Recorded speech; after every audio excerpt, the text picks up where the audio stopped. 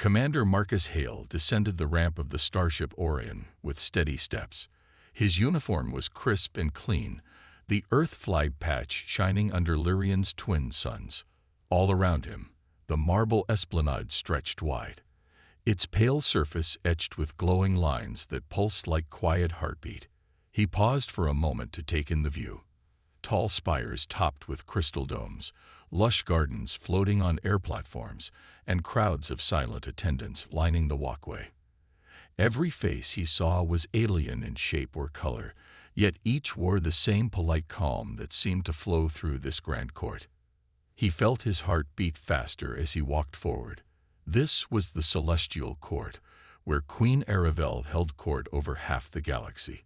Stories of her beauty and her wisdom had reached Earth years ago. Now Marcus stood only yards from her presence.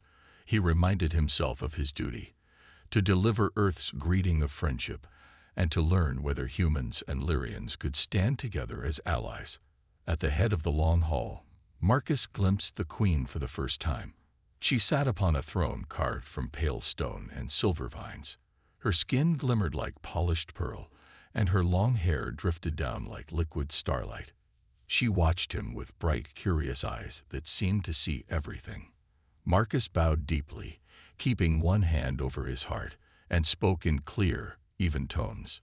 "Your Majesty Queen Aravel, I am Commander Marcus Hale of Earth. I bring our hopes for peace and mutual respect between our worlds." The Queen inclined her head with a delicate grace. Her voice, when she spoke, felt like music echoing across water. "Commander Hale of Earth," she said, "your arrival honors me. You stand before Lyrian's greatest chambers. Few humans have ever walked these floors." Her words made Marcus inhale sharply. He straightened his back and met her gaze. "I am humbled by your welcome, Your Majesty." He paused, then added with a gentle smile, "I hope I do not disgrace your kindness." A ripple of soft laughter passed through the attendants. Marcus realized he had let his tension show. He smiled more fully, and the Queen's lips curved in return. "Tonight," she said, "we shall hold a feast in your honor. You will dine with Lyrian's brightest minds, and we will share stories of our worlds. Think of it as a conversation under stars." Marcus nodded. "I look forward to it, Your Majesty." The Queen stood, her form tall and elegant. She stepped down from the throne and walked toward him with light, practiced steps. Marcus felt the hush deepen, as if the very air waited. When she stood before him, she stopped and raised one eyebrow in a playful arch. "Commander," she said softly, "I have a small joke for our feast. If you can guess my true name by midnight, I will marry you." A gasp ran through the crowd. Marcus blinked in surprise, then felt a spark of amusement. He bowed once more. "I accept, Your Majesty. I will do my best." The Queen's eyes glowed with humor. She turned, sweeping her cloak behind her, and led the way into the heart of the palace. Marcus followed, each step echoing his resolve. He would learn her secret, and if he did, he would honor that promise, no matter how impossible it might seem. Commander Marcus Hale stepped into the grand banquet hall that evening. Tall columns of ivory stone rose to a vaulted ceiling where soft lights drifted like glowing moths. Long tables were lined with silken cloth in deep violet, and dishes of strange fruits and spiced meats steamed under copper domes. Lyrian's finest musicians played a gentle melody that made the air feel warm and alive. Queen Aravel entered last, moving like a queen of myth. Her gown shimmered with threads of silver, and each step seemed to stir the lights overhead. She paused on a small dais and looked down at Marcus with bright curiosity. When she spoke, her voice rang clearly through the hall. "Commander Hale," she said, "tonight you dine among my people. But first, you must face a small test." She lifted one hand, and a hush fell. "If you can guess my true name before midnight, I will marry you." A wave of shocked gasps rolled through the crowd. Courtiers stared at Marcus, eyebrows raised. Some whispered to each other. A marriage between human and queen seemed impossible. Yet Marcus did not hesitate. He kept his posture straight, his heart steady. He bowed his head. "Your Majesty," he said, "I accept your challenge." He lifted his gaze and found only light amusement in Aravel's eyes. The queen smiled, a secret playing there. As servants poured pale wine into crystal goblets, Marcus took his seat at her table. He looked around at noble guests in flowing robes of sapphire and emerald. They watched him with polite interest. At his side stood Talivre, a Lyrian scholar who had offered to help translate the old legends. Tali leaned in and whispered, "Many have tried before. Her true name ties to the old moons. You will need more than luck." Marcus nodded silently. He thought of the old texts he had read in the Star Library. Words that spoke of secret names held deep power. He sipped wine, hoping the taste would calm his racing mind. It only made him more aware of the ticking clock. The feast began in earnest. Platters of blue-spotted fish and sweet red berries arrived. Musicians shifted to a lively tune. Courtiers raised goblets and toasted the alliance between Earth and Lyrian. Marcus smiled and joined their toasts, but his mind stayed on the queen's riddle. Every so often, he caught Aravel's gaze. She would tilt her head, as if testing him. Once, she let slip a faint clue when she spoke of whispers carried on midnight winds. Marcus noted it, stored it away. Throughout the meal, Marcus offered guesses. "Is your name Aravella?" he asked once, recalling a legend. The queen laughed softly. "Close, but no," she said. Later, he tried Silara, imagining a moon goddess. Aravel shook her head, though her eyes shone with respect for his effort. As the time crept toward midnight, the hall grew quieter. Candles burned lower. Marcus felt the weight of expectation settle on his shoulders. Yet he also felt a new strength. He had faced greater dangers on the battlefield than this gentle test of wits. He would unravel the secret, and when he did, he would honor the queen's promise, no matter how extraordinary their future might be. Commander Marcus Hale rose early the next morning, before the palace stirred. He followed Talivre through winding corridors toward the Starlight Archives, a vast chamber where ancient knowledge lay stored. Massive doors of polished moonstone stood open, revealing rows of tall shelves lined with scrolls and crystal-tipped tablets. The soft glow of enchanted lanterns cast pale light across the marble floor. Tali paused and allowed Marcus to examine a large, circular map etched into the floor. "This is the celestial chart," she explained. "It tracks Lyrian's moons and their secret names. Many believe the queen's true name is hidden here." She traced one finger along a curved line that linked two silver orbs. Marcus knelt and studied the markings. Though the language was unfamiliar, he recognized the pattern. The orbs moved in an elliptical dance. He placed his hand gently on the map. "These shapes, they match Earth's concept of binary motion," he said. "Could her name link two moons that align only once every century?" Tali's eyes brightened. "Exactly. The old texts speak of the twin aurora, a rare event when the inner moon crosses the path of the outer moon at midnight. In that moment, the sky blooms with light. The queen's birth was said to coincide with that bloom." They moved deeper into the room, where a long table held ancient scrolls. Marcus unrolled a leather-bound scroll sealed with a silver emblem. Tali pointed out faint symbols that looked like stars arranged in a floral pattern. "These represent the blooming starflower," she said. "Legend holds that the queen's true name is the name of that flower in the original tongue." Marcus frowned, reading aloud the strange words, "Elasul." The syllables felt soft and musical on his tongue. Before he could speak further, a hidden door slid open, and a guard appeared. "My queen requests your presence in the Hall of Mirrors," the guard said. "She wishes to discuss the alliance with Earth." He bowed and departed, the echo of his footsteps fading. Marcus exchanged a quick look with Tali. She nodded. "We will return. I'll bring more texts later." Together, they left the archives, their minds racing. In the Hall of Mirrors, Marcus found Queen Aravel standing before a wall of polished panels. Each mirror reflected her image differently, as a youth, as a warrior, as a child in her mother's arms.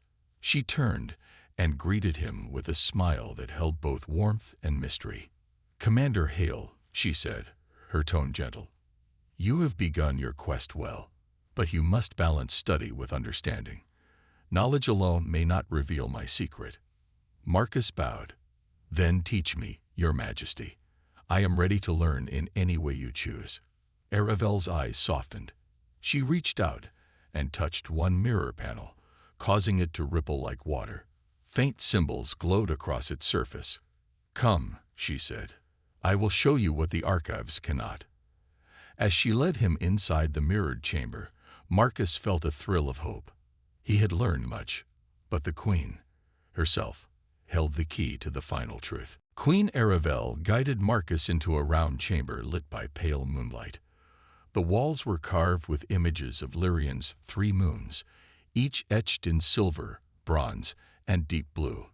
At the center stood a low stone pedestal with 3 glowing orbs, each the size of a human fist. The Queen spoke softly, her voice echoing against the walls. "Commander Hale," she said, "you have learned from books, but now you must prove your wit. 3 trials await. Solve each riddle, and you edge closer to my true name." Marcus nodded, heart calm but alert. He stepped forward. Aravel lifted the silver orb first. It pulsed gently. "Riddle 1, she announced. "I dance without feet beneath the twin moons, yet leave no trace upon the ground. What am I?" Marcus closed his eyes. He saw the moonlight drifting across the marble floor, swirling in soft patterns. "Shadow," he said. "It moves with light, but leaves no print." The orb glowed brighter and shifted, revealing the bronze orb. The Queen's lips curved in approval. "Riddle 2, she said. "I sing without voice when starlight sings. I bloom without petals in the cold of midnight. What am I?" Marcus remembered the legend of the twin aurora, the starflower that bloomed when moons aligned. He spoke confidently. "The aurora bloom, the starflower." The bronze orb shone, then sank into the pedestal. Only the blue orb remained. The chamber grew still. Even the moonlight seemed to hold its breath. Aravel picked up the blue orb. "Riddle 3, she intoned. "I bind without chain, and grant power without will. I am the secret you seek. What am I?" Marcus looked at the 3 moons carved on the walls. He thought of the maps in the archives, Tali's words about names and power. He realized this riddle pointed to the very thing that bound the Queen to her realm. He drew a steady breath. "Your true name," he said, "the name you share with the starflower under the twin aurora." Elisal. A silence fell. The orb pulsed, then burst into light, filling the room with soft silver beams. The final glow faded, and the orb dissolved into mist. Aravel's eyes shone with wonder and pride. "You have solved all 3, she said, her tone warm. "Few ever come this far." She stepped close, her presence radiant yet gentle. Marcus felt a surge of triumph and a touch of awe at the Queen's invitation. Aravel touched his shoulder lightly. "Tomorrow, at the stroke of midnight, speak that name in the garden of silver blossoms.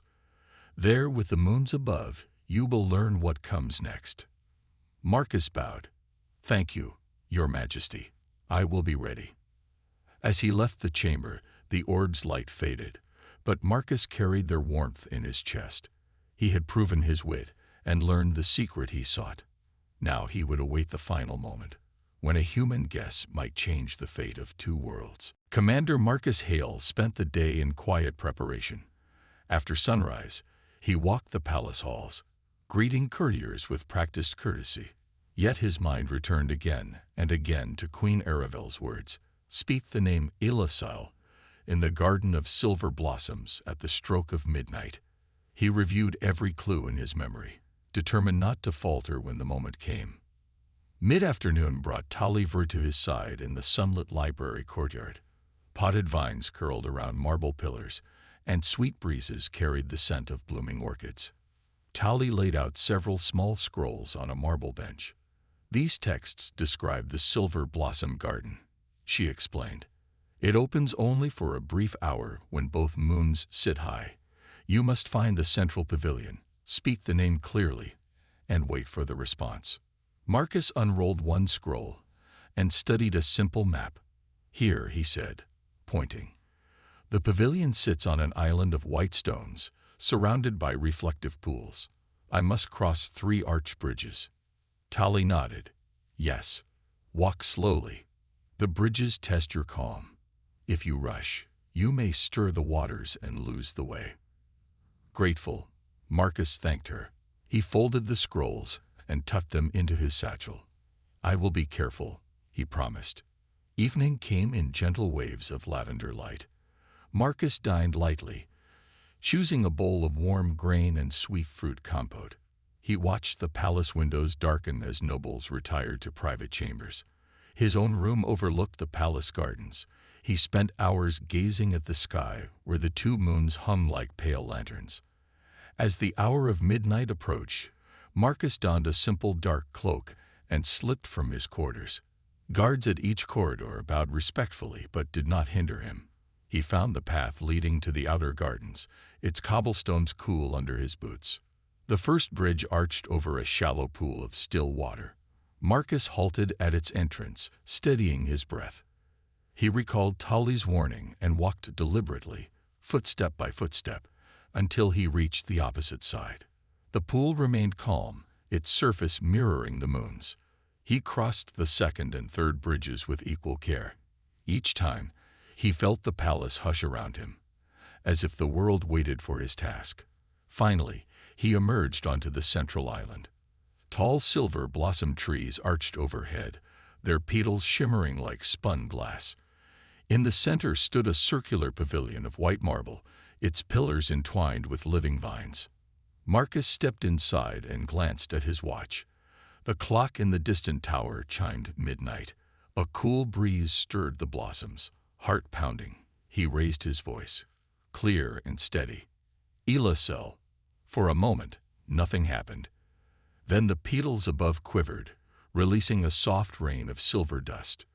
The reflective pools glowed from within, sending ripples of light across the marble floor. Marcus felt a warm hush fill the pavilion. He bowed his head, awed. In that hush, he sensed the queen's presence, her promise ready to be fulfilled.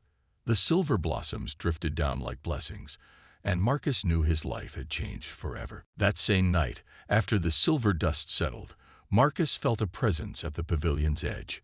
Queen Aravel stepped through the blossom shower, her form outlined by moonlight. Her eyes shone with pride and something new, vulnerability. Marcus rose and bowed deeply, his cloak pooling at his feet. You spoke my name with courage and truth, she said, voice soft as petals falling. You have honored our bond. Marcus lifted his head. Your Majesty, I spoke only what I learned from your kindness and the wisdom of your people. Aravel smiled and extended her hand. He took it, feeling a gentle warmth spread from her touch. For a moment, the two stood quietly among the silver blossoms, 2 figures united by a secret shared. Suddenly, a sharp sound echoed across the garden. A guard's horn. Marcus and Aravel turned to see armored sentries racing toward them. Behind them, palace silhouettes loomed like dark sentinels. Confusion rippled through Marcus's heart. Trouble, he asked, concern in his voice. Aravel's brow furrowed. A faction in the court fears this alliance. They would end it tonight. She laid a hand on his arm. We must move. Hand in hand, they left the pavilion. Marcus led Aravel across the third bridge, his steps quick but careful so as not to disturb the moonlit waters. Guards fell in beside them, swords drawn but held low. Above, the silver blossoms drifted down, like silent witnesses to the unfolding drama. As they reached the garden exit, Marcus saw cloaked figures emerging from the shadows, court advisors whose loyalty had always seemed polite but distant. One stepped forward, staff raised. You have broken the laws of Lyrian, your Majesty. A human must not hold your true name. You will return at once. Aravel's gaze flashed with quiet fury. I hold no law stronger than my promise. She turned to Marcus. Stand with me.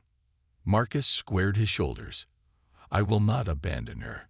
His voice carried across the courtyard. The conspirators stiffened.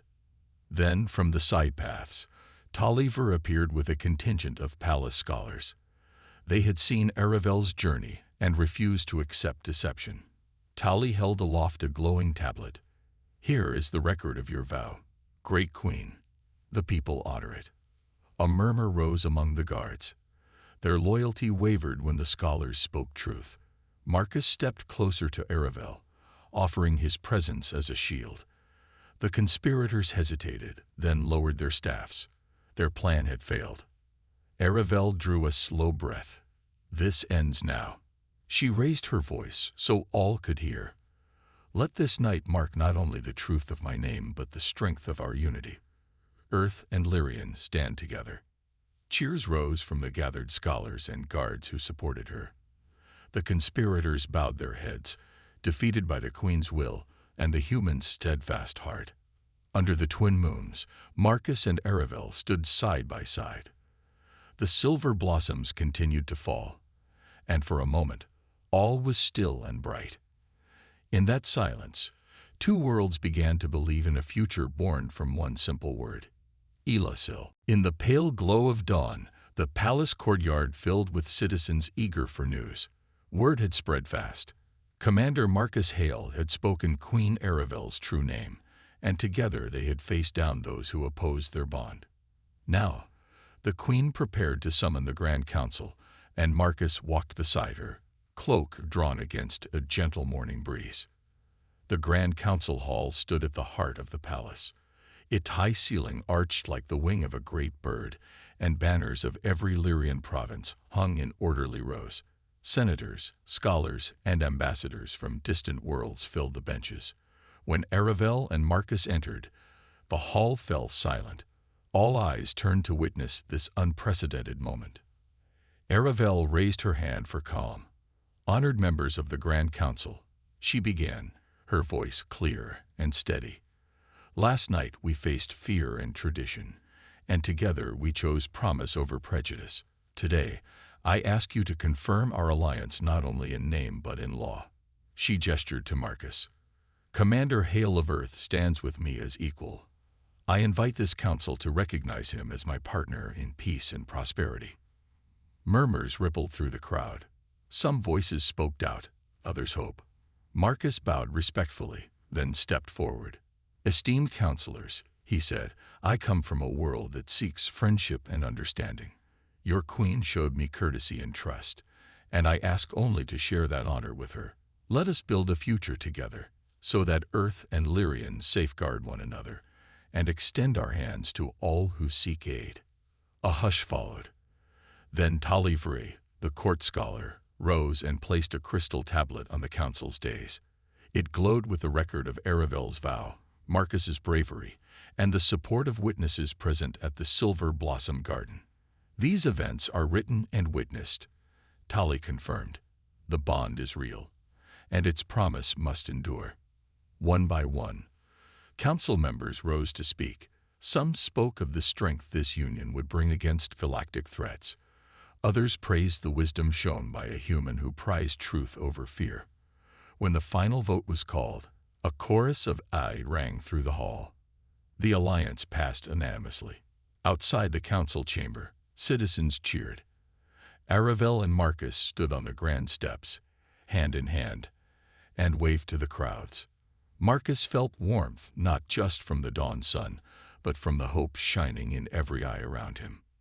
That evening, a small celebration was held in the Hall of Harmony.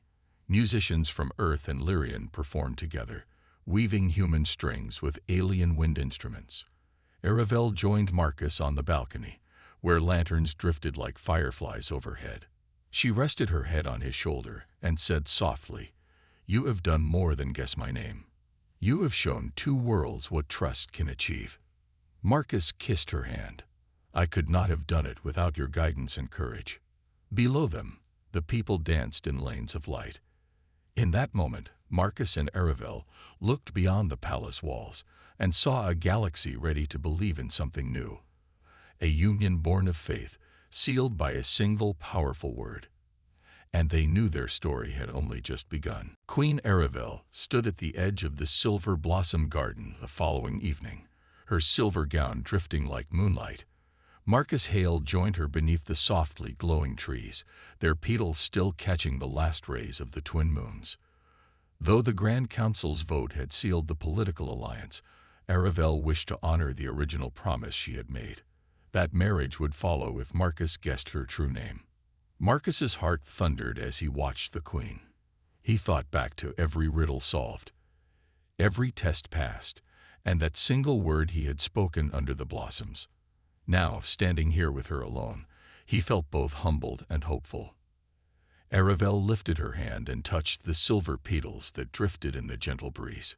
"Commander," she began, her voice warm, "last night you spoke my name and faced danger to keep our bond.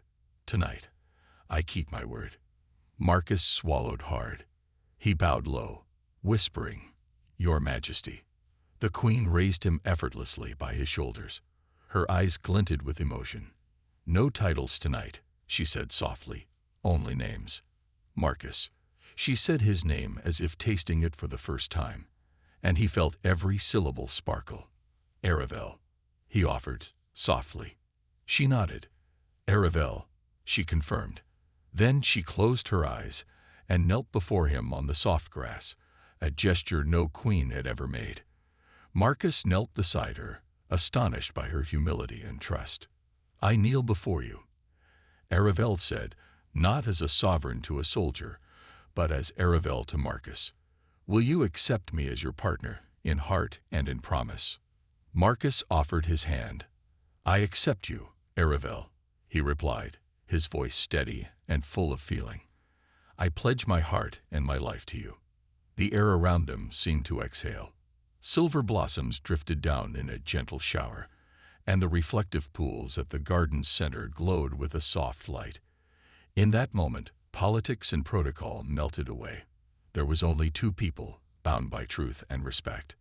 Aravel rose and helped Marcus to his feet. She smiled, the first time he saw joy free of courtly formality.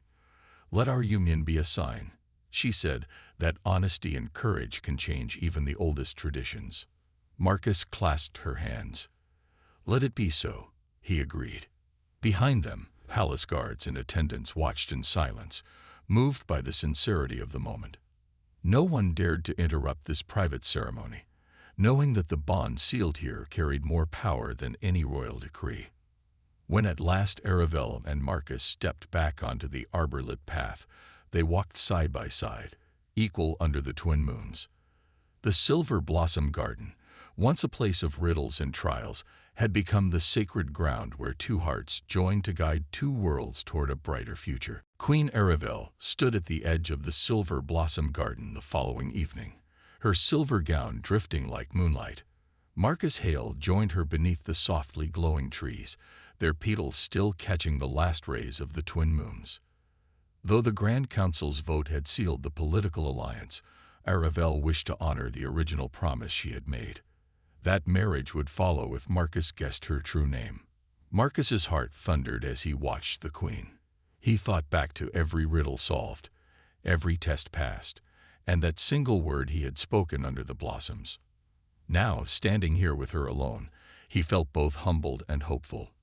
Aravel lifted her hand and touched the silver petals that drifted in the gentle breeze. "Commander," she began, her voice warm, "last night you spoke my name and faced danger to keep our bond. Tonight, I keep my word." Marcus swallowed hard. He bowed low, whispering, "Your Majesty." The queen raised him effortlessly by his shoulders. Her eyes glinted with emotion. "No titles tonight," she said softly, "only names." "Marcus." She said his name as if tasting it for the first time, and he felt every syllable sparkle. "Aravel," he offered, softly. She nodded. "Aravel," she confirmed. Then she closed her eyes and knelt before him on the soft grass, a gesture no queen had ever made. Marcus knelt beside her, astonished by her humility and trust. "I kneel before you," Aravel said, "not as a sovereign to a soldier, but as Aravel to Marcus.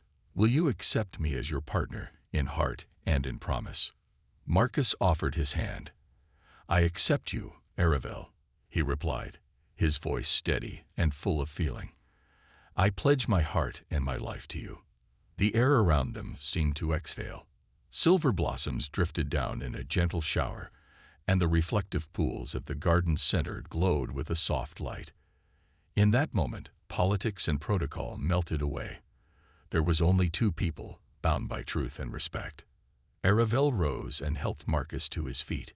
She smiled, the first time he saw joy free of courtly formality.